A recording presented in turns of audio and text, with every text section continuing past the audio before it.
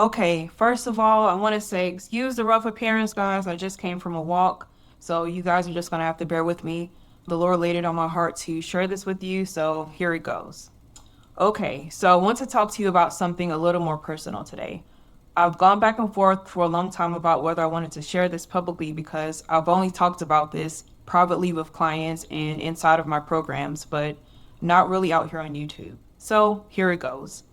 I decided to start a GLP-1 medication even though I was already exercising, tracking my food, and doing all the things people are usually told to do first, or things that I knew to do first. And I know this raises questions, especially coming from a dietitian. I just want to start out by saying that this video is not to convince anyone to start taking a weight loss medication, and it is not medical advice at all. It's really just me explaining why this choice makes sense for me, and because I know a lot of people watching my content are probably wondering where me, myself, personally fit into all of this. Let me make this super duper clear about something up front. This wasn't a situation where I wasn't trying. I was already exercising as consistently as my body allowed. I was tracking my meals. I was focusing on nutrition as well. And I had already reversed prediabetes, improved my cholesterol. I had non-alcoholic fatty liver disease at one point. I reversed that as well. I did that all through dietary and lifestyle changes. So on paper, my labs look great, but the scale, it just still wasn't moving, unfortunately. So I have hypothyroidism and I'm going through perimenopause as well. And if you look at my labs, my thyroid and reproductive hormones are technically in the normal range, but they are almost always low normal. And I think people underestimate how much that matters over time. Just because something is normal on paper doesn't always mean it feels optimal in your body. So basically, your labs can look normal on paper, even if they're not low number, they can be like exactly in the middle of where the lab value should be, but you can have all the symptoms of that condition. So my weight wasn't moving, bottom line. It just was not moving, most likely because of those two things. The other huge piece for me is my knees and ankles. I deal with a lot of swelling and pain, and there are days when I wake up in really, really excruciating pain and discomfort. So I can't always do the types of exercise people assume that I should be able to do to lose weight. And despite seeing multiple providers like podiatrists and orthopedic surgeons and doctors, I wasn't able to get meaningful relief or reduction in inflammation or swelling.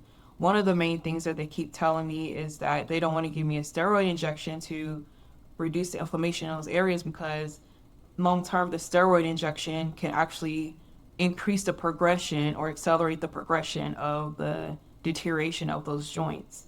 That's the response that I get usually. You're still young, we don't want to deteriorate your joints even faster.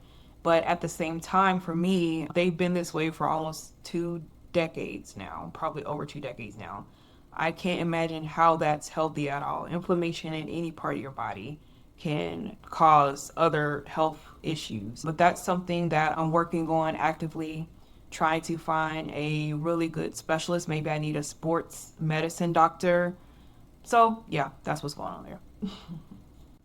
Also, even when I was at my smallest, completely within what's considered a healthy BMI, my ankles and knees were still swollen. So weight alone was never a full explanation for the knees and swelling, even though some doctors like to automatically brush it off as, oh, you're overweight, that's why your knees and ankles are swollen. No.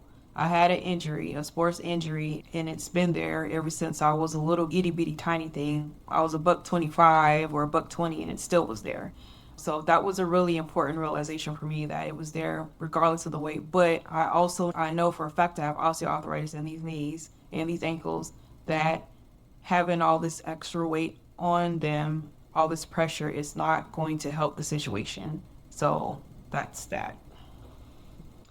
Let me backtrack a little bit. I didn't have any weight issues as a child or teenager, but around age 18, something shifted in my body, and I spent years losing and gaining weight.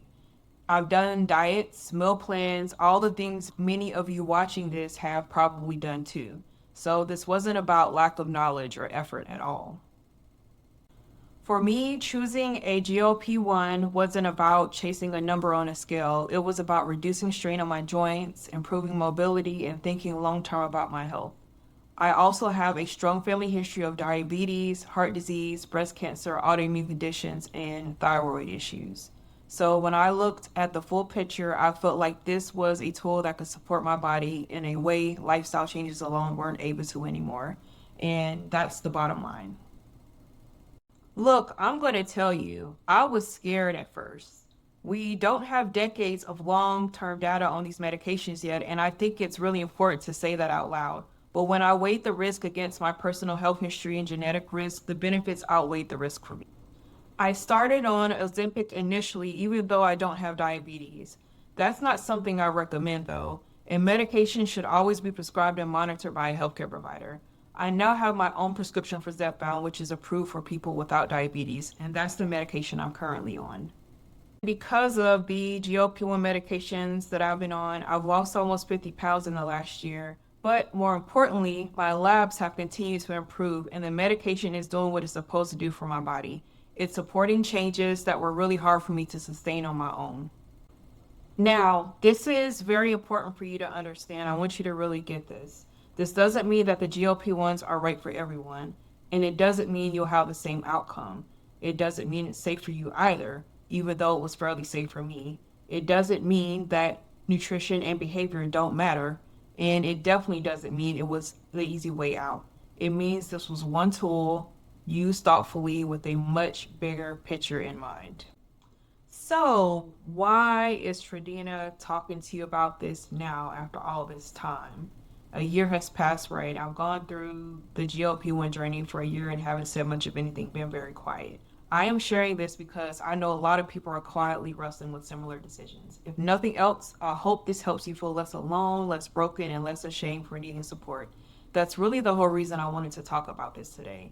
As we transition into 2026, I plan to talk to you more about my journey on this medication, and I hope you follow along and get something out of it. If you felt like today's video was helpful for you, please do share it, like, comment, subscribe, hit that notification bell so that you know every time I come up with another video. Also, if you or someone you know on a GLP-1 medication may benefit from one-on-one nutritional counseling and lifestyle coaching, you can schedule a few sessions with me. The link to schedule as well as several other useful links are in the description below. Now, don't schedule a session with me just because you want to meet me or say hi. Come if you are ready for a realistic plan and you are ready to get to work. Until next time, peace out. Bye.